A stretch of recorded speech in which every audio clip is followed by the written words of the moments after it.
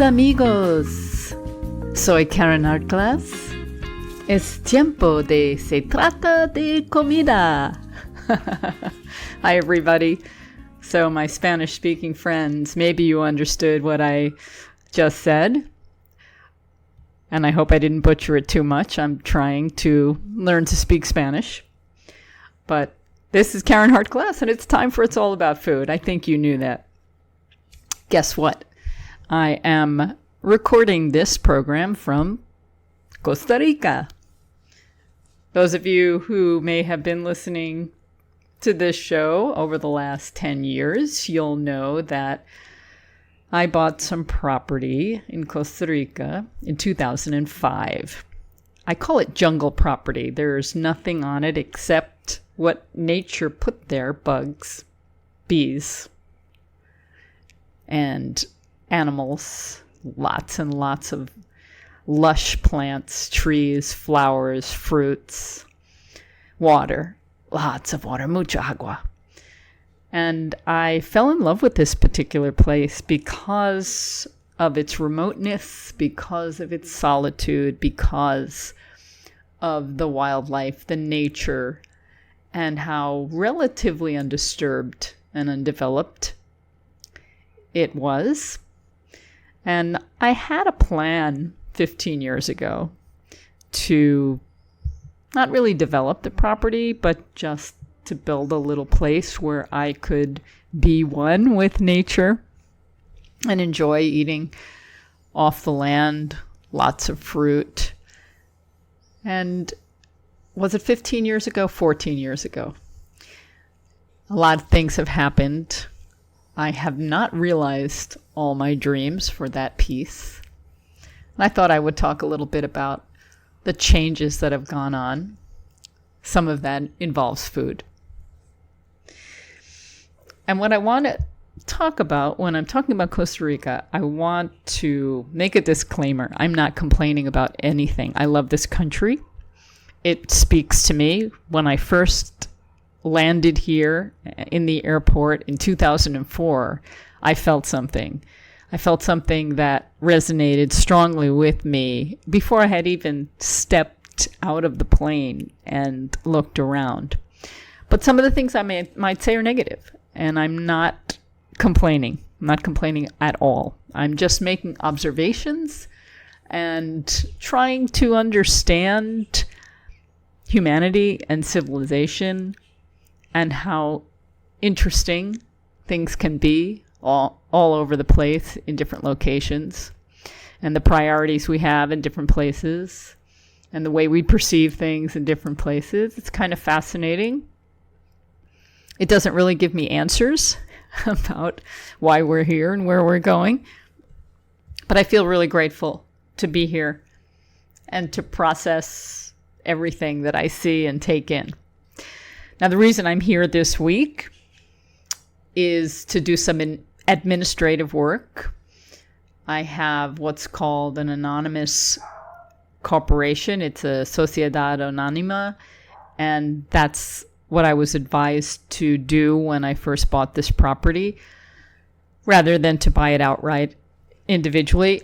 And I'm not sure if that was the right choice. Back then it seemed like a good idea, but just recently all the tax laws have changed, and where it used to be very easy, and I was happy to pay my property tax and my corporate tax and contribute, even though I wasn't really spending much time here. Things have changed to add a level of bureaucracy and a level where you have to process forms through a middleman or an attorney if you're not a citizen. And it's become more expensive.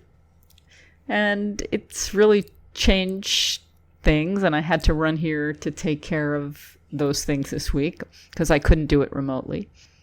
I realize it's quite a privilege for me to have been able to purchase a piece of property here, and now I have to manage all of the changes. I'm not quite sure what I'm going to do about it.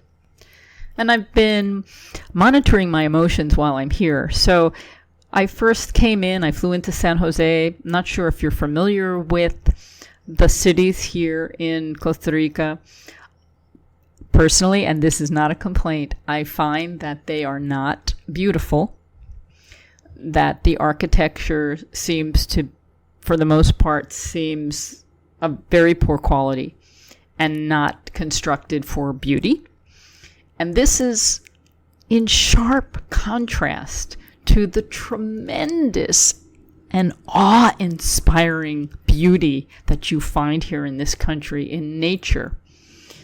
And I always try and understand why there's that contrast and what drove the people to just build what they've built here in the way that they have. Was it a choice? Was it out of necessity? I don't really know the whole history. If somebody does, you might enlighten me. I know a lot of it has to do with money and wealth, or lack of wealth. And even though this country is called Costa Rica, which is rich coast, the richness is in the nature. It's the natural beauty that makes it so rich. Okay, so I land in San Jose. I get over to the bus station. I take this 3-hour bus ride through twisty, windy roads. And I have to say, I've done this bus ride many, many times. And this was the first time I got sick. And again, I want to say I was fortunate because I knew I was going to have a long day. So I had prepared my food to take on the plane with me. And I was trying to time it out so that I would have food for the day on the planes and then later on the bus, because I knew I wouldn't have time to be able to get somewhere once I landed and take the bus. So I had made some spring rolls the day before. Have you ever made them? I made them with rice paper, and I filled them with a green leaf lettuce and some bean sprouts, alfalfa sprouts, and cilantro and mint, little baked tofu that we baked at home. What else did I put in there? Some little rice noodles and some chopped peanuts. And you roll it up, and I made a bunch of them that I brought with me, and I had them in the early part of the day. So my flight was around 6 in the morning, and I don't normally eat until noon, but somehow when you get up that early and you're moving around and you're in an airport, what else can you do but you eat? So I was eating. And then I brought these 2 giant sweet potatoes, the kind with the purple skin on the outside and then they're yellow inside. They're super sweet. They're not purple on the outside. They're more like a magenta, almost a pinkish, reddish, purplish. Anyway, they're really yummy and very sweet. And I also had some extra pieces of baked tofu. So I'm eating them all along the way. And by the time I got on the bus, I don't know. Maybe I had eaten too much. I can't really say, but I had these containers with me that I had put my food in, and I'm very glad I had them with me because they brought food with me, and I was able to store what was coming out of me quietly and discreetly on the bus that I was able to dispose of later. I'll have to plan for that next time because I don't want that ever happening again. It was hard too because it was raining and you couldn't really see out of the window. So if I wanted to adjust my dizziness or nausea, there wasn't any place to really look. Okay, but that's over and I feel great now. And then I arrived in another city called San Isidro. And I had read somewhere like 10 years ago, like this was the fastest growing city in Central America. I'm not sure where it stands today, but it's interesting to me at how it continues to change. And does it change for the better? I'm not going to make a judgment. Again, it is not a beautiful city. Everything is like just put up by any means necessary. And the roads, if you've ever been here, you have a sidewalk and then it has this channel or indentation in the road. So when you're stepping off into the road, you have to jump a little bit because you don't want to get stuck in the trench. And the roads are like that all over. And I imagine it's because it can get very wet here and the water needs a place to go. But it can be very dangerous walking, so you have to really pay attention. Now, for the last 14 years or so that I've been visiting and going to my property, typically I go from San Isidro and then I get a 45-minute cab ride to my property. And it's not that it's really far away, it's just half of the trip is on a rocky dirt road and you have to go really slowly to get there. It's pretty remote. And in the early days, I used to camp on my property. I was this crazy gringa who used to camp in the jungle by myself. And it was a really wonderful experience. I can't say that I would do it again like that because so much has changed over the last 14 years. And what I always like to tell people is I was not afraid of the wildlife. I was afraid of the humans that might be trespassing. And crime, unfortunately, has increased tremendously since I first started coming here. And I can't help but think that a part of that is because of those of us, and I have to include myself, who have come to this country to experience the purity, the beauty, the nature, the way the world began, the way I think the world is supposed to be in some ways. But we bring with us our technology, we bring with us our tastes for convenience. And the people that live here see everything that we bring and have, and they want those things. And some of them may not be able to afford them. And there's this imbalance that occurs. And now there's more crime. Now, some people say the crime is from people from the surrounding countries, and I'm sure you're aware of all of the problems in other Central American countries outside of Costa Rica, the gangs, the drug wars, and so there are refugees coming in from everywhere. Certainly, the United States is closing the doors to people that are coming up through Mexico into the U.S., and people are trying to get anywhere they can. And Costa Rica has brought in some refugees. Are these the ones who are the criminals? I have no idea, and I don't want to say, but that's what some people tell me. I don't know. What I do know is there's a tremendous imbalance of the haves and have-nots, and I think that brings problems. So I want to apologize if I contributed at all to this. It's not what I intended, but here we are.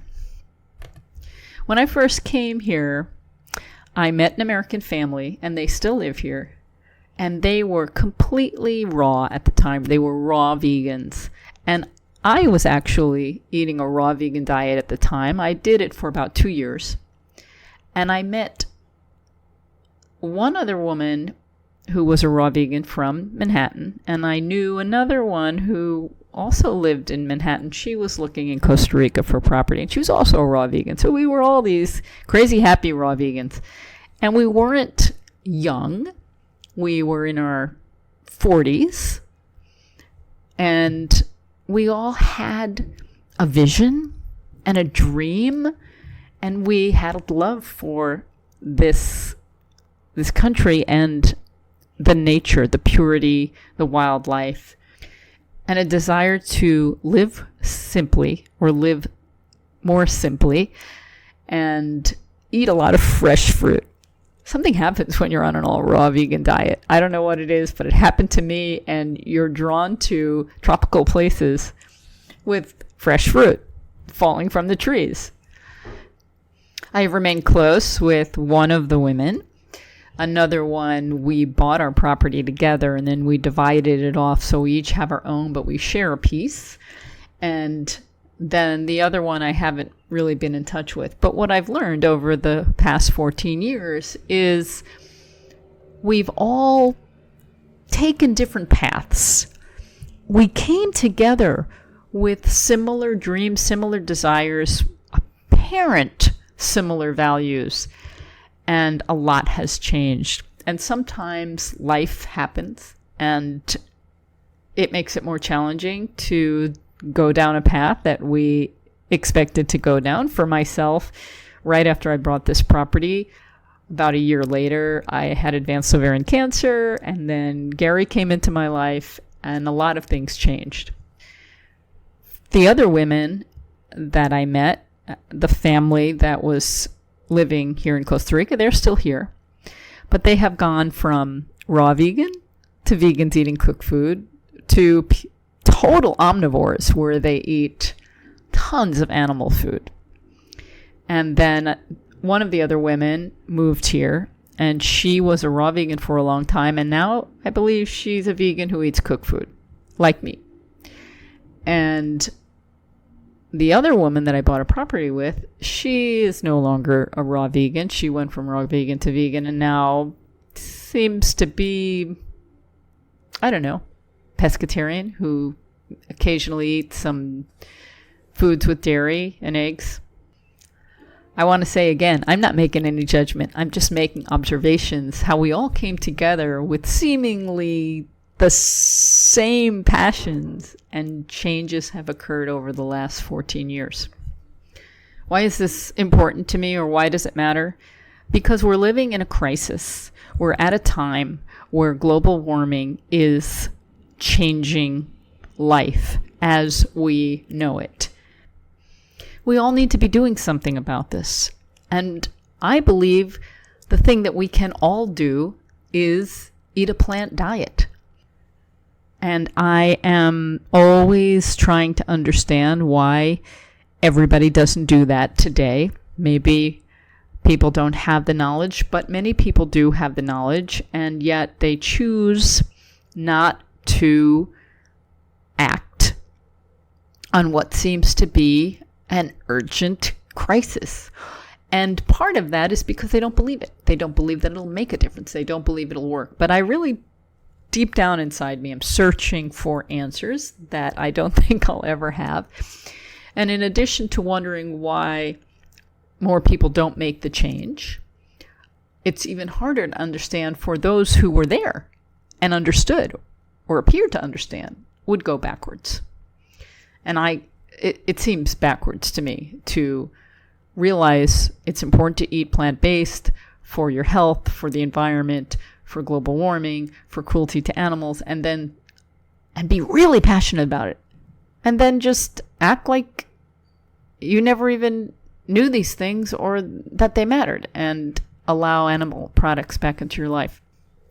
I'm reading a book right now by Jonathan Safran Foer, who is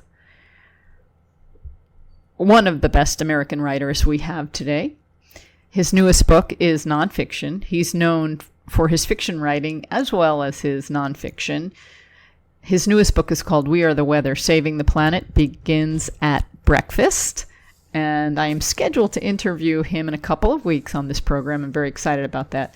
I'm really enjoying his book, but he's talking from his own personal point of view as well as trying to understand the world in terms of why we don't get the message that we are in a crisis. I haven't finished it yet, and I'm looking forward to what he offers, but I think it's going to be about food. And this is such a powerful thing to think about because it's going to make or break us. Humanity is either going to thrive or die. We're at this turning point where we can all move together as a wave, as Jonathan Safran Foer describes it, like a wave where we all move together. And there have been things in history where we've done this, where a large group have teamed up together. World War II is a great example, and he talks about it in the book, how it was a concerted effort. Government and community came together for a single goal, which was to support our troops and win a war. I don't support war, but it was a beautiful thing how everybody worked together. and understood that we were all on the same mission. Today, we don't get that message. Today, it's all about the individual, and we're not getting the message that we need to work together. So back here in Costa Rica, I'm staying at a Best Western in San Isidro, and I really lucked out finding this place because it's very close to the center of town, and whoever designed this was a genius because it's on a very small piece of property, but it's designed to completely block out the noise and the ambiance of the city. And it's full of lush plants and trees. And I'm really getting the feeling that I'm in a place of peace and tranquility, and just loveliness, and the fragrance and the smells of nature are right there.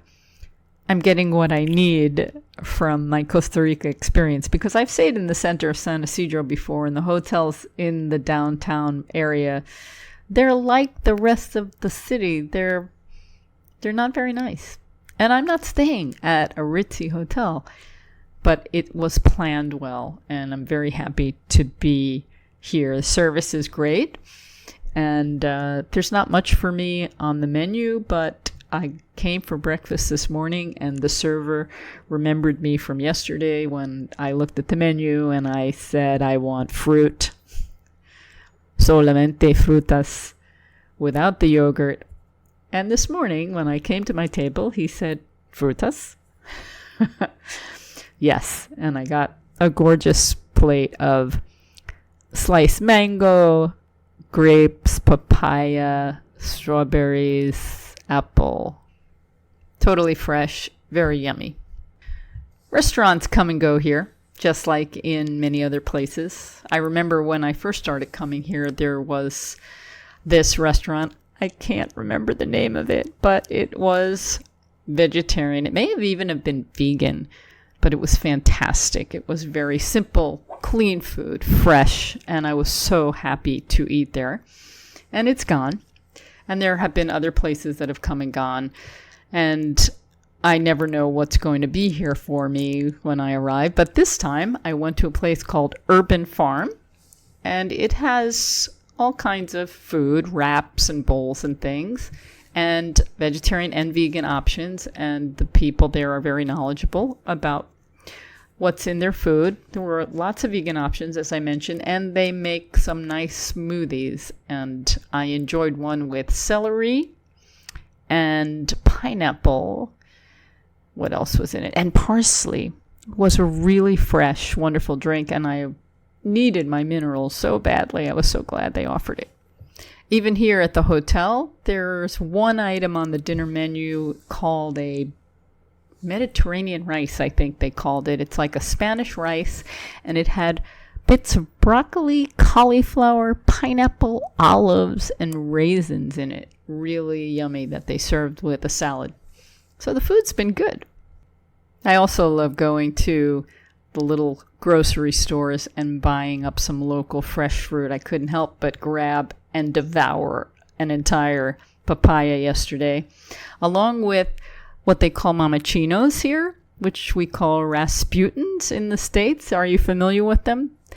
They're in season right now, and so they're inexpensive. And they look like a hairy lychee nut. They're red, and they have these little soft, rubbery spikes that come out all around them.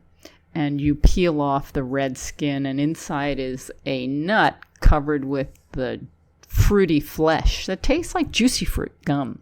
I love them. I prefer buying from the pulperias. These are the local small grocery stores. But just like at home in the United States, these mom and pops are slowly disappearing. And even here, we're seeing more of these corporate kinds of stores that offer a lot more quantity and diversity. So there are shops, supermarkets, of course, and then these all-purpose stores. There's a new one called Teeccino, and there's a few of them throughout the country. And some people were talking about how wonderful and convenient this particular store is. And I'm just like anybody. I love convenience. And it's also great to be able to find everything you're looking for, because if you go to some of these small stores, they're not going to have everything. But there's a price, and the convenience is addicting almost. But we don't realize what we're losing as we support these bigger corporate stores. You know where I'm going with this, right? So with the bigger stores, with corporate control, they make the prices so attractive that the smaller businesses lose market share, can't support a store, and they go out of business. And then the corporate stores have more control, and they can raise the prices because there's no more competition. It's happening all over the place. And they suck us in with the seemingly better prices and the convenience. Just like being vegan, I am making a conscious effort to buy, not just here in Costa Rica, but certainly at home, from the smaller mom and pop style grocery shops rather than Whole Foods, which is now Amazon. It would be easy to say that no one else is doing it. Why should I? The change isn't going to happen because no one else is doing it. Why should I? And I don't support that. I don't believe it. We all need, as individuals, to start the wave of change. If you're not food insecure, if you go through a price comparison of the amount of money you would save by going to a Whole Foods, for example, which used to be called Whole Paycheck, but I don't know if you've noticed, they've dropped the prices of most of their produce, even the organic produce, so that it's very attractive to shop there. But if you look at the savings between what you might pay at a local shop, overall at the end of the year, you're not saving that much money. And I think in the long run, it's worth it to support these smaller stores. It's worth it for the community, for the society. We all have to make an effort to change this system. And it's making me think of another book that I just finished reading called The Meat Question. I think it's released in October. It hasn't come out yet. I got to read it in advance because I was invited actually to write a review of the book for the website Truth Dig. I was very excited and honored to be able to do that. And that review will likely come out in November. But a lot of the premise of the book, which was designed to answer a number of questions. One of the questions was, are we human because we eat meat? Did meat enable us to grow our brains so that we became more intelligent? We like to think we're intelligent.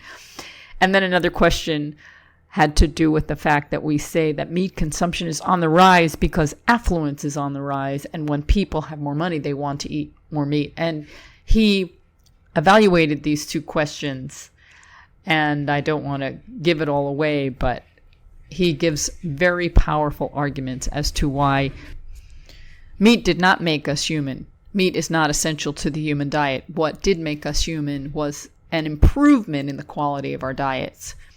And the other point that he elaborates on is that it's not only affluence that is causing the increase in consumption. It's a much more complicated problem that has to do with a cruel and exploitive capitalistic society where people who are marginalized economically do not have access to healthy food, and they don't have the means to get a variety of different foods, and what's available to them and convenient is fast food and mostly meat. It's a really fascinating book. I found it very challenging to read, and perhaps in a few months I'll invite the author to be on this program. The point is that we need to make significant change if we are going to save ourselves from global warming, climate change, and so much more. And it's going to be necessary to make change at a foundational level of our economy. When things are really convenient, even though they may not be good for our society in the long term, it's really hard to see how evil they are, really evil. I invite you to reflect on this. Let me know your thoughts. You can email me at info@realmeals.org. The point is, we have a lot of work to do, folks, and it's going to take each and every one of us to make a difference. Well, I have you here and I have your attention. I wanted to let you know of 2 online events that I think are important and worth mentioning. The first is an online live event. The live portion of this program starts tonight, September 17th, from 8 to 9:30 p.m. Eastern Time, and another live chat session is tomorrow, September 18th. And I highly encourage you to participate if you are concerned about high blood pressure and high cholesterol. So Dr. Fuhrman will be talking about his nutritional protocols, about lowering blood pressure and dramatically reducing low-density lipoprotein, LDL cholesterol. And he'll talk about eliminating excess weight, reducing intravascular inflammation, lowering blood glucose and triglyceride levels, and improving exercise tolerance and oxygen efficiency, and how to protect against heart disease, stroke, and other serious illnesses, and slow the aging process and protect the brain from developing dementia. It's a very worthwhile program that costs $79.95. I think it's worth it, not only because of the live chat session where Dr. Fuhrman will be available to answer your questions. Your questions, of course, have to be submitted prior to the deadline of September 18th at 3 p.m. To be answered by him during the webinar with time permitting. And you can have access to the recorded lectures if you miss them, but you also get enrollment, and I think this is what's really valuable, to a 3-month gold membership at drfuhrman.com. This is an invaluable resource, and I go to the drfuhrman.com membership center all the time, and I put in the search bar things I'm looking for, and you get people asking questions and Dr. Fuhrman and his staff answering questions. The information there, like I said, is invaluable, and you have access to this for 3 months if you take part in this program, which is tonight and tomorrow night.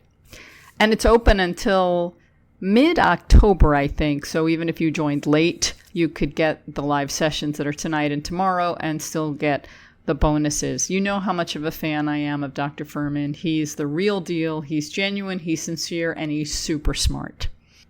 This event also comes with a specially designed 14-day nutritarian menu for those of you who enjoy having a meal plan to help you along. You've got it. Okay, one more event that I also think is important for people who are struggling with weight loss. So Dr. Susan Pierce Thompson, I've interviewed her numerous times on this program. She has a program called The Psychology and Brain Science of Sustainable Weight Loss. It's back. And it consists, I think, of 4 videos, and she releases them over time. The first 2 have been released, and you can opt in. You give your email, you get access. You can take her quiz, the susceptibility quiz, and by answering a few simple questions, it tells you where you are in terms of having an addictive personality. She has explained that we can be grouped into 3 different groups, where about 33% of the population, something like that, really have very little problem with addiction. And then some of us come in the middle, where we might have a moderate amount of susceptibility. And then there's another third that are very susceptible to becoming addicted to a variety of things. It could be cigarettes, it could be alcohol, it could be drugs, it could be food, especially sugar and refined foods. And that can make dieting that can make sticking to a healthy diet very, very challenging if you have a problem with addiction. She's had tremendous success with this program. For the most part, people who stick to it, and that's the key, people who stick to it, have achieved dramatic results. Many people who have been on all different kinds of diets. It's not easy, but it is a rigid, clear plan. And if you stick to it, you will have success. And she says, find freedom. And it's interesting because it's not intuitive. Finding freedom within a very controlled set of rules. So once you know what your rules are, you feel free within that structure. Now, some people would say, that's not being free because I want to be able to have all different kinds of choices. But people who do have an addictive personality need to know it's either or. It's black or white. It's 0 and 1. It's yes or no. You can eat certain foods and you absolutely cannot have other foods. And she's expanded her program over the years as she has learned with her own problems with addiction, as well as with the hundreds of thousands of people who have participated in her program, that there are times that you may slip up, and she has integrated what to do in those situations. So it's a really well thought out plan backed by science. And some people have asked me, how can you support her program because it's not vegan? And I want to say that it can be vegan. She allows for that in the program.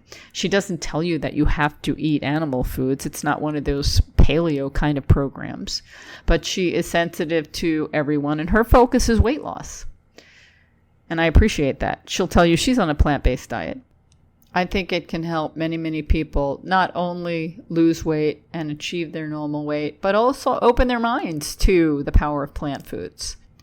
So if you want to know more, just go to my website, responsibleeatingandliving.com. You'll see the psychology and brain science of sustainable weight loss right there on the homepage under the news section. And you can click on that link and come to a page where you can select where you want to go next. If you want to take the quiz or if you want to start watching the videos, I highly recommend it. Let's now talk about soy milk. I want to tell you that I have successfully made soy milk the way I like it. Hallelujah. Special thanks, a big shout out goes to Sharon, who heard my desperate plea a few weeks ago about wanting to know how to make soy milk where it doesn't smell like paint and taste overly beany. She referred me to the Homemade Vegan Pantry, The Art of Making Your Own Staples by Miyoko Shinner. That's the same Miyoko Shinner of Miyoko's Creamery, Miyoko's cultured vegan butter, and her wonderful cheeses, which I want to call vegan cheeses, although we're not allowed to call them vegan cheeses or cheeses, because some states don't allow us to call cheese when it's made from nuts or coconut milk and not from some sort of animal mammary milk. But I'm calling it cheese. I'm sticking by it.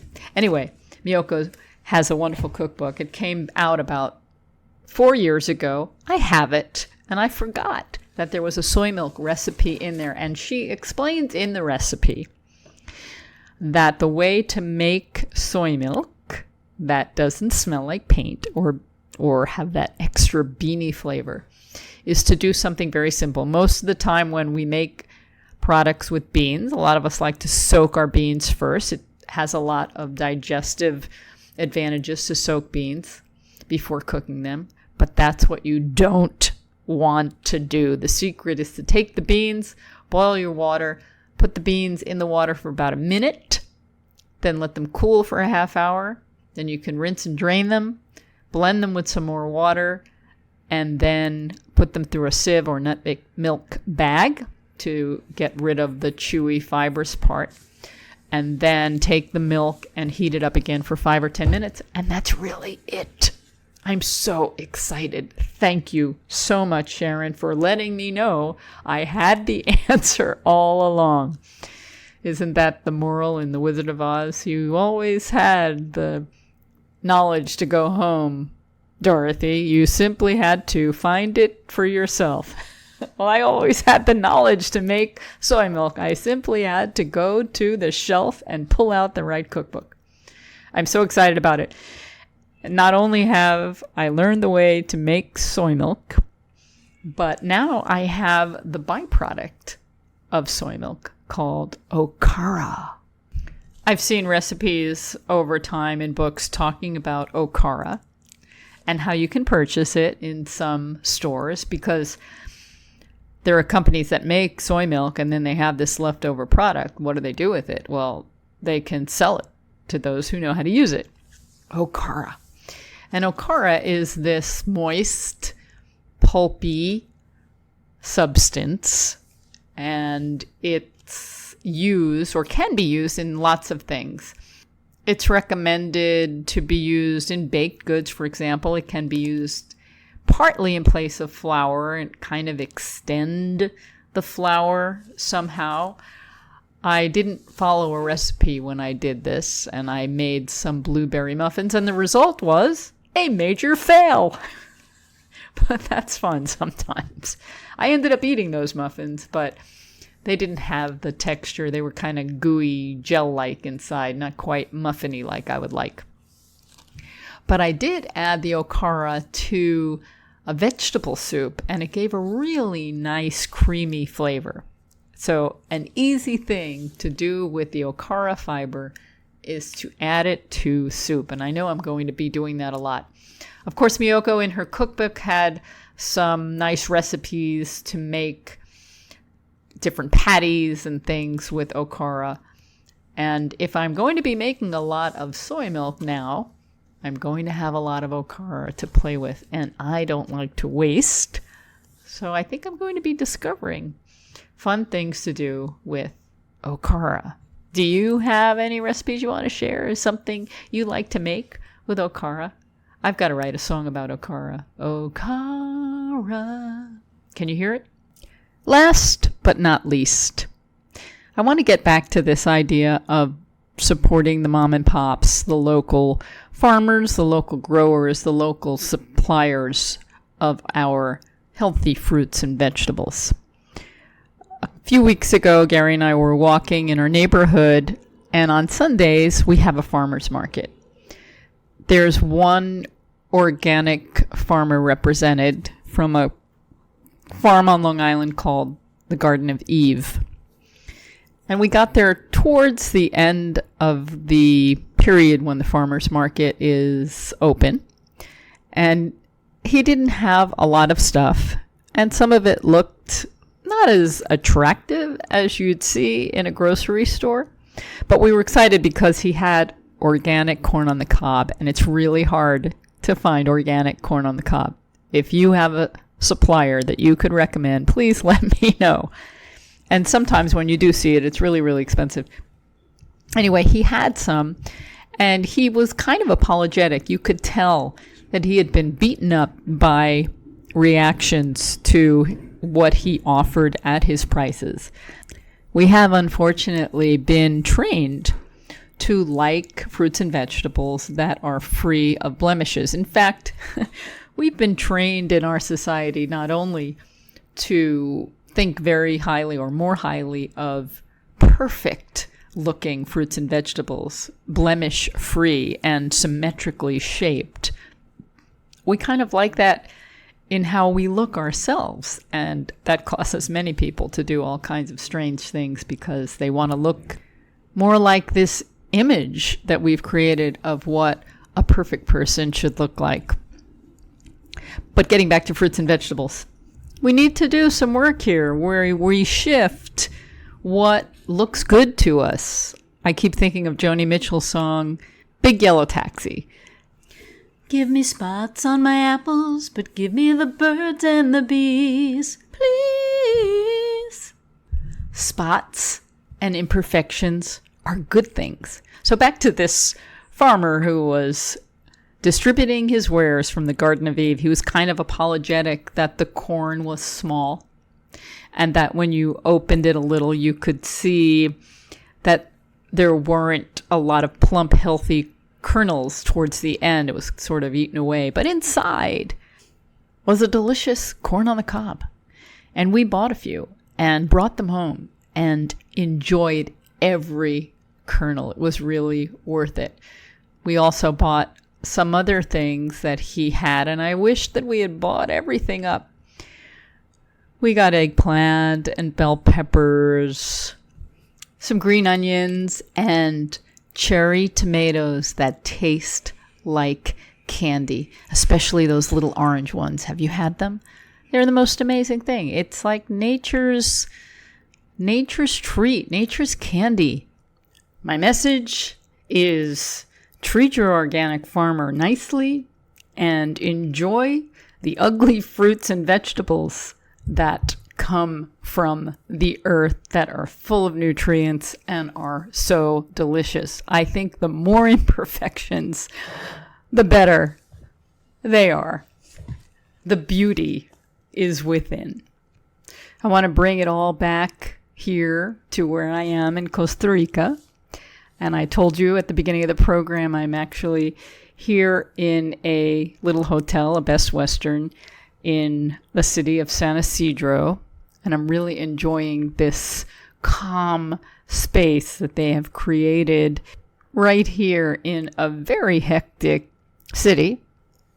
The service here is really, really wonderful. Everyone is very, very pleasant, very friendly, very upbeat. And I think it's genuine.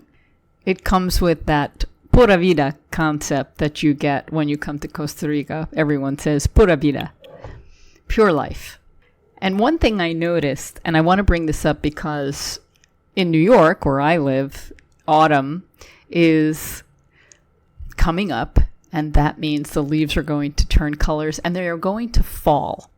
And what's going to happen is the leaf blowers are going to come out. And this is one invention that I detest, the leaf blower. Whatever happened to the rake? What was wrong with the rake? The leaf blowers use energy and they put out polluting fumes into an otherwise very pleasant environment of fresh air around trees. I can't stand the leaf blower. All right. And I'm here in Costa Rica, and the people that work here, I noticed earlier today that some of the boardwalk that we have here that takes us to the different rooms has been collecting leaves throughout the day. And one of the housekeepers was brooming the leaves off the path. She was using a broom. She didn't need a leaf blower. And she just brushed them back where they belonged, onto the grass. And then another worker who I guess is in between his shifts in the restaurant was raking leaves in the grass and putting them in little piles. I'm not quite sure where they're going, but he was using a rake, a good old-fashioned rake. I was so delighted to see a rake. It's one of those things that comes to being mindful again, where I understand that a leaf blower, for example, can be more, quote, efficient. It can get the job done more quickly. I also know that there are leaf blowers that burn gas and then others that run on electricity. So maybe the electrical ones appear to be more environmentally friendly, but still generating the electricity somewhere will be generating pollution somewhere. And then there's the noise. There are communities that have banned leaf blowers, and I support them. The noise is a problem, and the fumes are a problem. But perhaps it's all part of this exploitive capitalistic scheme, because if you're hiring a company to do your gardening, they're going to want to get the work done in the fastest amount of time. So I could understand how a leaf blower could really help them, especially if they want to offer you an attractive price, because We all want to get the most work for the least amount of money. That's how we operate in a capitalistic society. But again, maybe rethinking that, because we're paying in so many different ways. We're paying in the noise pollution. We're paying in the air pollution. And maybe it would be a good exercise, rather than hiring a gardening business, landscaping business. Maybe you could get a rake out and do some of it yourself. You know, raking is a great exercise. It's great for personal fitness, and it is super earth friendly. And raking will burn more calories than using a leaf blower. And of course, there's no fossil fuels. And when we talk about the climate crisis, everything we do to not add greenhouse gases to the air, it matters. It adds up. And here's another thing that needs to change in this complicated economic, societal system that we're all involved in, and that is landscaping and grooming. And I'm going to turn this around and make it about food, because it's all about food, rather than having a property that has a nice lawn, a nice raked lawn even, that's free of leaves falling down. We need to have more food gardens. We should be growing food everywhere we possibly can. Now, some of you might be thinking, since I mentioned raking, that raking can give you a back problem. You could pull your back if you go out enthusiastically and say, okay, I'm not going to use a leaf blower. I'm not going to hire somebody else to do it. I'm going to go out and rake. Well, Consumer Reports has some tips. And they say that, I'm going to quote them, where the right rake makes a difference. The right rake. There's a right rake and a wrong rake. They did tests, and they found that extra wide rakes, 36 inches, require more downward pressure. And they recommend a standard width of 24 inches. And ideally, it should have a soft grip. Ergonomic rakes with a bent handle are designed to reduce bending, but they aren't necessarily a good fit for everyone. So you want to find a rake that's comfortable for your height and strength, and do a few practice strokes in the store. There are some valuable little right rake recommendations. I am very grateful to the people here at this hotel I'm staying at for keeping everything tranquilo for the guests staying here. They also have solar panels. Someone really put some good thought into creating this space, and I am so appreciative of what's here. I'm going to leave you now because the sun is shining. I want to get out before the rain comes, because it rains a lot here in Costa Rica around this time. This is what's called the rainy season, but I don't think it's going to be too bad. I actually enjoy being in an outdoor space that's covered here during the rain. There's something very delicious about it. The air has a great scent, and it just feels right. Feels right to me anyway. I'm going to go out and do some hunting at the pulperias, some of the local groceries, and look for some fruits that I haven't had in a long time. I'm going to pick up some more mamachino, the Rasputin. I had 10 yesterday, and I might get another 10 more today. And I'm going to look for the peibaye, the peach palm fruit. This is, I talked about being addicted to food before. This is an addicting food. It's wonderful when it's boiled in water, and you can buy some of them in the supermarkets. They have them ready made. I don't have a place to cook any food, but I always find the peibaye is a special treat that you can't find anywhere else. It's sort of like a combination of a sweet potato and a chestnut. So yummy. And what else should I pick up? I'm going to look for the guanabana, the soursop. Have you had a soursop? They're these giant fruits and they have these rubbery, prickly things sticking out of them. It's green. And some of them are like 5 pounds. They're big. I'll probably buy a piece. But it's a really fun fruit, kind of slimy. But it's believed to have cancer-fighting properties. And that's a good thing. There's so many wonderful fruits and vegetables out there that are actually good for us. Is that surprising? Some of the most delicious things to eat have such magical, wonderful properties for us if we only give them a chance. Just don't tell me to eat a durian. I'm one of those people where durian doesn't do it for me. Just doesn't. I know there are some that are just nuts about durian. I'm not one of them.